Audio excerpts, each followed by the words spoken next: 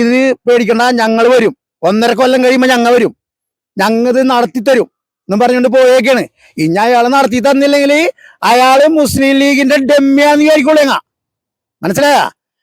ഞങ്ങളുടെ മുഖ്യമന്ത്രിയാന്ന് പറയില്ല, ഇത് നടത്തി തരണമെങ്കിൽ ഞങ്ങളുടെ മുഖ്യമന്ത്രിയാന്ന് പറയും, അല്ലെങ്കിൽ മുസ്ലിം ലീഗിന്റെ ഡെമ്മിയാണെന്ന് പറയുള്ളേങ്ങ. അതായത് ഇയാൾ മുഖ്യമന്ത്രിയായിട്ട് ഇരിക്കും, മുസ്ലിം ലീഗ് ഭരിക്കും കേരളം. അങ്ങനെയാണ് സംഭവിക്കാൻ പോണെന്നാണ് എനിക്ക് തോന്നണത്. അവര് പറയണ പോലെ ഇയാൾ കേൾക്കേണ്ട വരും, അല്ലെങ്കിൽ അയാള് മുഖ്യമന്ത്രി സ്ഥാനത്ത് നിന്ന് പോകും. പള്ളി അനധികൃത ഭൂമിയിലാണ് കയ്യേറി വെച്ചേക്കണം എന്നുള്ളതാണ് ഈ കോടതിയിൽ ഹർജി കൊടുത്തേക്കണത്. അപ്പൊ ഈ അതിന്റെ അന്വേഷണം നടത്തി അതിന്റെ ഈ പള്ളി പൊളിക്കുന്ന ചെലവും കൂടി ഈ പഞ്ചായത്ത് ചെയ്യണമെന്നുള്ളതിന്റെ രീതിയിലേക്കാണ് അവിടെ ഈ പരാതി കൊടുത്തിരിക്കുന്നത്. ചേട്ടാ നമസ്കാരം. നമസ്കാരം. ചേട്ടൻ മുനമ്പത്തെ വാർഡ് മെമ്പറാണല്ലോ. ഇപ്പോൾ ഒരു പ്രധാനപ്പെട്ട ഒരു വിവരം പുറത്തു വന്നിട്ടുണ്ടല്ലോ, ഈ മുനമ്പത്തെ പള്ളി പൊളിക്കാനായിട്ട് കോടതിയുടെ ഉത്തരവ് എന്നുള്ള രീതിയിലേക്കുള്ളൊരു വിഷയം വന്നിട്ടുണ്ട്. എന്താണ് ഇതിന്റെ കാരണം? എന്താണ് വിഷയം? എന്താണ്? ഇതൊരു 3 മാസത്തിന് മുമ്പ് നമ്മുടെ അജണ്ടയിൽ വന്നതാണ് ഈ പഞ്ചായത്തിന്റെ. അപ്പോൾ അവിടെ ഇത് പ്രതിപാദിക്കുന്ന പറഞ്ഞാൽ ഇപ്പോൾ അബ്ദുൽ ലുക്മാൻ എന്ന് പറഞ്ഞ ഒരു വ്യക്തിയാണ് ഇതിനെതിരെ ഹർജി കൊടുത്തത്. ഈ പള്ളിയും ഈ പരിസരം മുഴുവനും കയ്യേറിയായിട്ടാണ് ഇത് സ്ഥാപിച്ചേക്കണെന്ന് പറഞ്ഞത്. ഇത് പൊളിച്ച് നീക്കി ഈ പഞ്ചായത്തിനോട് പൊളിച്ച് നീക്കി കൊടുക്കാനുള്ള ഈ ഹർജിയാണ് അയാൾ കൊടുത്തേക്കണത്. അപ്പോൾ ആ ഒരു നടപടി ഈ ഒരു 2 മാസം മുമ്പ് ഉണ്ടായതാണ്. അപ്പോൾ ഞാനത് അറിയിക്കേണ്ട അധികാരികളെല്ലാവരും അറിയിക്കുകയും ചെയ്തു. പക്ഷെ അതിനെതിരെ ഒരു ആക്ഷനായിട്ട് എടുക്കുകയും ചെയ്തില്ല. അത് ഇങ്ങനെ പോട്ടെ എന്നുള്ള രീതിയിൽ പോയി. പക്ഷെ ആ ഒരു ഭവിഷ്യത്താണ് ഇന്ന് ഇപ്പം ഈ ഉമീദ് പോർട്ടലിലേക്ക് നമ്മുടെ ഭൂമി കൊണ്ട് രജിസ്ട്രേഷൻ ചെയ്തെന്നുള്ള ഇതൊക്കെ വന്നേക്കുന്നത്. അതിനോടനുബന്ധിച്ചുള്ള വിഷയങ്ങളാണ് ഇപ്പം ഈ നടന്നത്. അപ്പം ഇത് ഇപ്പം ഈ 2 മാസം മുമ്പ് വന്ന കാര്യങ്ങളാണ്. അപ്പോൾ ഈ സ്വാഭാവികമായിട്ട് ഇവിടുത്തെ ജനങ്ങളുടെ പ്രതികരണങ്ങൾ എങ്ങനെയാണ്? എല്ലാവരും അറിഞ്ഞിട്ടുണ്ടോ ഈ ഒരു മുനമ്പത്തെ ഇത്രയും പഴക്കമുള്ള ഈ ഒരു പള്ളി പൊളിക്കുക എന്നുള്ളൊരു നിലപാട് കോടതിയുടെ ഭാഗത്ത് വന്ന സമയത്ത്? ഒരു മിക്കവരും അറിഞ്ഞിട്ടില്ല. ജനങ്ങളെ അറിയിക്കേണ്ട ആരായിരുന്നോ അവരാരും ഇതിനെപ്പറ്റി അറിയിച്ചിട്ടില്ല. ജനങ്ങളെ ഇത് മൂടി വെച്ചിരിക്കുന്നത് സത്യം പറഞ്ഞാൽ ജനങ്ങൾക്ക് അറിയാൻ പറ്റത്. ഇതൊരു മൂടി വെക്കുന്ന രീതിയിലേക്ക് ഇതിന്റെ കാര്യങ്ങൾ മുഴുവൻ പോയി. അത് ഇപ്പൊ ഞാൻ കൂടുതലായിട്ട് കാര്യം പറയാം, കാരണം മുൻപന്തിലേക്ക് ആൾക്കാരെ ആരൊക്കെയാണെന്ന് വെച്ചാൽ അറിയാല്ല. അവരെ ഞാനിത് ധരിപ്പിച്ച കാര്യമാണ്. പക്ഷെ ഇപ്പൊ സൂചി കൊണ്ട് എടുക്കേണ്ടത് തൂമ്പ കൊണ്ട് എടുക്കണം എന്നുള്ള രീതിയിലേക്ക് കാര്യങ്ങൾ കൈവിട്ട് പോയി. ഇനിയിപ്പോ ജനങ്ങളെ ഇപ്പോഴും ഈ പറഞ്ഞ ഉമീദ് പോർട്ടലിലേക്ക് ഇത് രജിസ്ട്രേഷൻ കൊടുത്തെന്നുള്ളതിന്റെ രീതിയിലേക്ക് ഇപ്പോഴും ജനങ്ങളെ അറിയിച്ചിട്ടില്ല. ഇപ്പോഴും ഒരു 30% ആൾക്കാരെ ഈ കാര്യങ്ങൾ മുഴുവൻ അറിഞ്ഞിട്ടുള്ളൂ. 70% ആൾക്കാർക്ക് ഈ ഭൂമി നാളെ കിട്ടും, 10 മിനിറ്റ് കഴിയുമ്പോൾ കിട്ടും എന്നൊക്കെ പറഞ്ഞുകൊണ്ടാണ് ആളുകൾ ഇവിടെ വിശ്വസിച്ചിരിക്കുന്നത്. ഇപ്പോൾ ഈ പ്രധാനമായിട്ട് ഈ മുനമ്പത്തെ ഈ വിഷയം ആകെ ഒരു കലുഷിതമാകുന്ന ഒരു അവസ്ഥയിലേക്കാണ് പോയിക്കൊണ്ടിരിക്കുന്നത്. കലുഷിതമാകേണ്ട ഒരു കാര്യമില്ല. കാരണം നമ്മുടെ മുഖ്യമന്ത്രി വിചാരിച്ചാൽ ഒരു 10 മിനിറ്റ് കൊണ്ട് തീർക്കേണ്ട വിഷയമുള്ളത്. പിന്നെ അദ്ദേഹം വിചാരിച്ചാൽ ഈ പറഞ്ഞാല് ഒരു കലുഷിതത്തിലും പോകേണ്ട കാര്യമില്ല. പിന്നെ പുള്ളി ഇനി ഇത് വിജയിക്കില്ല എന്നുണ്ടെങ്കിൽ നല്ലൊരു കലുഷിതത്തിലേക്ക് ഇത് മാറും. കാരണം ഇത് കിടപ്പാടം പോണ കേസാണ്. ഒരു മനുഷ്യനെ ഏറ്റവും വലുതെന്ന് പറഞ്ഞാൽ നമ്മുടെ കിടപ്പാടമല്ല, അത് പോണ ഒരു അവസ്ഥ വന്നു കഴിഞ്ഞാല് നമ്മളുടെ നിയന്ത്രണം വിട്ടുപോകും. അപ്പൊ ആ രീതിയിലേക്കുള്ള കാര്യങ്ങളിലേക്ക് ഇനി ഞങ്ങൾ കടക്കാൻ പോവുകയാണ് ഈ 10 മിനിറ്റിനുള്ളിൽ ശരിയാക്കി തന്നില്ല എന്നുണ്ടെങ്കിൽ. ഈ പള്ളി പൊളിച്ച് നീക്കണമെന്നാണോ ഇപ്പൊ വന്നിരിക്കുന്ന ഉത്തരവ്?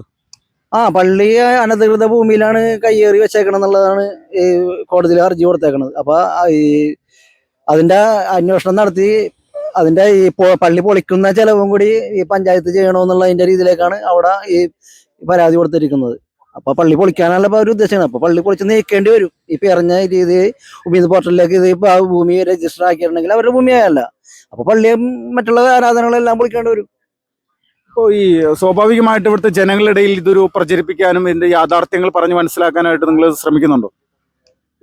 ഇല്ല. ഇപ്പൊ ഈ പറഞ്ഞാൽ നമുക്ക് ഈ നമ്മുടെ അധികൃതരെ നമ്മുടെ ഇവിടെ മുന്നിൽ നിൽക്കണ ആരാന്ന് വെച്ചാൽ അവരെ അറിയിക്കാനേ പറ്റുള്ളൂ. അറിയിക്കേണ്ട ആൾക്കാർ ഇത് മൂടി വെച്ചുകൊണ്ടിരിക്കണം ഇപ്പോഴും. അതാണ് എന്താണ് ഇതിൽ നടക്കുന്ന കള്ളക്കളി എന്നുള്ളത് മനസ്സിലാവില്ല. കാരണം ഇങ്ങനത്തെ ഒരു ഇത്രയും സീരിയസ് ആയിട്ടുള്ള ഒരു കാര്യങ്ങൾ വന്നിട്ട് അത് ജനങ്ങളെ അറിയിക്കുക എന്നുള്ള ഒരു ബാധ്യത നമുക്കുണ്ടല്ല ഇപ്പൊ നമ്മളുടെ ഇവിടെയുള്ള എല്ലാവർക്കും. പക്ഷെ അത് നമ്മ അറിയിക്കേണ്ട ആൾക്കാരെ അറിയിച്ചിട്ട് അവരെ ജനങ്ങളെ അറിയിക്കണില്ല. ഇപ്പൊ ഈ പറഞ്ഞ ഉമീദ് പോർട്ടലിലേക്ക് വന്ന കാര്യം ഞങ്ങൾ അവിടെ ചെന്ന് പറയേണ്ട ആൾക്കാരോട് പറഞ്ഞപ്പോ അന്നും മൂടി വെച്ചോണ്ടിരിക്കുകയാണ്. ഇത് മൂടി വെച്ച് ഇത് ലാസ്റ്റ് ഇത് ഇറങ്ങേണ്ട അവസ്ഥയിലേക്ക് പോകും. അപ്പൊ എല്ലാവരും അറിയും എന്താണ് നടന്നതെന്നുള്ളത്. അല്ലാണ്ട് ഇത് നല്ല രീതിയിൽ പോകുന്ന എനിക്ക് തോന്നുന്നില്ല. ചേട്ടാ നമസ്കാരം. നമസ്കാരം. ചേട്ടാ ഇപ്പോൾ വീണ്ടും ഈ മുനമ്പ സമരവുമായി ബന്ധപ്പെട്ടുകൊണ്ടടക്കം വലിയ രീതിയിലുള്ള പ്രശ്നങ്ങളിലേക്ക് കാര്യങ്ങൾ മാറിക്കൊണ്ടിരിക്കുകയാണ്. ഇപ്പോൾ ഈ മുനമ്പത്തെ ഈ പള്ളി പൊളിക്കുക എന്നുള്ള നിലയിലേക്ക് അടക്കം ഒരു റിപ്പോർട്ടുകൾ ഉത്തരവുകളൊക്കെ വരുന്നൊരു സാഹചര്യമാണ്. അപ്പൊ എത്രത്തോളം ഭീതിജനകമാണ് ഈ ഒരു അവസ്ഥ? ഭീതിജനകമാണ്. അവർക്ക് തോന്നുമ്പോൾ പണി കൊടുക്കുമെന്നാണ് വിചാരിച്ചോട് പറഞ്ഞേക്കണത്. അതായത് ഒരു പ്രാവശ്യം മറ്റേ മുസ്ലിം ലീഗിന്റെ എന്തോ പരിപാടി ഉണ്ടായിരുന്നു. അപ്പൊ അച്ഛനും പിന്നെ നമ്മുടെ ഇവിടുത്തെ ബെന്നി മറ്റേ കുറുപ്പശ്ശേരി, ഈ അച്ഛനായിട്ട് നടക്കണ പിന്നെയാണല്ല. അവരെ കൂടെ പോയിരുന്ന് പുറത്തോട്ട് ഇറങ്ങിയപ്പോൾ തന്നെ ഒരാൾ പറഞ്ഞ് നിങ്ങൾക്ക് അപ്പാപ്പ പണി വന്നുകൊണ്ടിരിക്കുമെന്ന് പറഞ്ഞ്. അപ്പാപ്പ പണി കൊടുത്താണ് ഈ കാണുന്നത്. അബ്ദുൾ റഹ്മാൻ ലുക്മാൻ എന്ന് പറഞ്ഞ ആളാണ്, ആലുവയിലുള്ള ആളാണെന്ന് തോന്നുന്നു. അയാള് കേസ് കൊടുത്ത് ഈ പള്ളി പുറംപോക്കിലാണ് ഇരിക്കണേന്ന് പറഞ്ഞ് കേസ് കൊടുത്ത്. ഇതുവരെ ഇവിടെ വന്ന് അളന്ന് നോക്കേ ഒന്നും ചെയ്തിട്ടില്ല. ഇവർക്ക് തോന്നണത് ചെയ്യാണ്. അതായത് ഇത് ഹൈക്കോടതി വിധി ഉണ്ടായതല്ലേ, 2025 ഒക്ടോബറിൽ ഹൈക്കോടതി വിധി ഉണ്ടായതാണ്. ഇത് ബക്കപ്പ് ഭൂമിയല്ല എന്നും പറഞ്ഞ് ഇത് കളവി കൂടി എടുത്തേക്കണ ഭൂമിയാണെന്നാണ് കോടതി വിധിച്ചത്. പിന്നെ ഇപ്പോഴത്തെ CEO പറയുന്നുണ്ട്, ബക്കപ്പിന്റെ CEO പറയുന്നുണ്ട് സുപ്രീം കോടതി വിധിച്ചാണെന്ന് ഇത് ബക്കപ്പ് ഭൂമിയാണെന്ന് പറഞ്ഞ്. സുപ്രീം കോടതി വിധിച്ചതായിട്ട് എനിക്കറിവില്ല, ഇവിടെയുള്ള ആർക്കും അറിവില്ല. നിങ്ങൾക്കൊക്കെ അറിവില്ല. ഇവരപ്പം നോണയാണ് പറഞ്ഞുകൊണ്ടിരിക്കണത്. ഉമീദ് പോർട്ടലിൽ ഇപ്പോഴാണ് അവർക്ക് ചേർക്കാൻ സമയം കിട്ടിയത്. 1950 ഈ ഭൂമി ഫാറൂഖ് കോളേജിന് കിട്ടുന്നത്. ഫാറൂഖ് കോളേജിന് ഒരു ട്രസ്റ്റാണ് ഫാറൂഖ് കോളേജ് എന്ന് പറഞ്ഞാൽ. അവരുടെ വിദ്യാഭ്യാസ സ്ഥാപനങ്ങൾക്ക് എന്ത് വേണമെങ്കിലും ചെയ്യാമെന്ന് പറഞ്ഞ് വിറ്റ് കാശ് മേടിച്ച് എന്ത് വേണമെങ്കിലും ചെയ്യാമെന്ന് പറഞ്ഞിട്ടാണ് ഈ ഭൂമി കൊടുത്തേക്കണത്. സത്താർ സേട്ടുവിന്റെ സ്ഥലം വരുന്നത് സിദ്ദീഖ് സേട്ടുവിന് കൊടുത്തത് സത്താർ സേട്ടുവിന്റെ മകളുടെ പേര് കിടന്ന വെച്ച ഭൂമിയാണത്, ആമിന എന്ന് പറഞ്ഞത്. ഈ ഫാറൂഖ് കോളേജ് എന്ന് പറഞ്ഞ ട്രസ്റ്റാണ്, ട്രസ്റ്റിന്റെ കീഴിൽ കിടക്കണ ഭൂമിയാണിത്. ഇത് നമ്മുടെ പറൂര് ജില്ലാ കോടതി, ജില്ലാ കോടതി അല്ല, പറൂർ കോടതി വിധിച്ചതാണ്. ഇത് ഗിഫ്റ്റ് ഡീഡാണെന്ന് പറഞ്ഞ്. അത് കഴിഞ്ഞ പിന്നെയാണ് ഞങ്ങൾ ഇത് പൈസ കൊടുത്ത് മേടിച്ച് പോക്കുവരവ് ചെയ്ത് എന്റെ പേരിൽ തണ്ടപ്പേര് ചെയ്തിട്ടേക്കണ ഭൂമിയാണിത്. എന്റെ രേഖ എനിക്ക് ആരെയും കാണിക്കേണ്ട ആവശ്യമില്ല. ഇപ്പതേ ഫിലിപ്പ് ഇന്നലെ ഒരു ഇതിന് പോയപ്പോ മറ്റേ മുജീബ് റഹ്മാൻ ചോദിക്കണ്ടായിരുന്നു നിങ്ങൾക്ക് എത്ര സെന്റ് ഭൂമിയാണെന്ന്. ഇയാൾക്ക് അറിയാൻ പാടില്ലേ ഇവിടെ ഉള്ള ആൾക്കാർക്ക് എത്ര സെന്റ് ഭൂമിയാണെന്ന്? ഇവരെന്തുകൊണ്ടാണ് ഈ എത്ര സെന്റ് ഭൂമി ഉണ്ടെന്ന് അറിയാതെ ഇവര് 404 ഏക്കർ ഉണ്ടെന്നും പറഞ്ഞ് ഇപ്പൊ ഉമീദ് പോർട്ടലോട്ട് എഴുതിയെടുത്തേക്കണത്? ഇവരൊന്ന് സ്ഥലം നോക്കിയിരുന്നാ ഇവർക്കറിയാമോ ഇവിടെ ആരൊക്കെ താമസിക്കുന്നുണ്ട്? എത്ര സെന്റ്? ആകെ 114 ഏക്കർ കരയും 60 ഏക്കർ വെള്ളവും മാത്രം ഇവിടെ ഉള്ളു. അതായത് 3 കിലോമീറ്റർ ചുറ്റളവിലാണ് ഈ സ്ഥലം കിടക്കുന്നത്. ഇവര് പറഞ്ഞ 404 ഏക്കറാണ്. 404 ഏക്കർ എന്ന് പറയുമ്പോ ഈ വൈപ്പിങ്കരയുടെ പകുതി പോവും.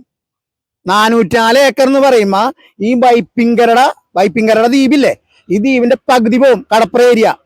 അതായത് അവിടെ തെക്കോശ്ശേരി മുസ്ലിം പള്ളിയുണ്ട്, അവിടം വരെയും പോവും. അപ്പൊ ഇപ്പോഴത്തെ ഒരു സാഹചര്യത്തിൽ ഇതിനൊരു പരിഹാരം എന്നുള്ള നിലയിലേക്ക് കാര്യങ്ങൾ മുന്നോട്ട് പോകുമെന്ന് പ്രതീക്ഷിക്കുന്നുണ്ടോ? എന്തെങ്കിലും പ്രതീക്ഷയുണ്ടോ?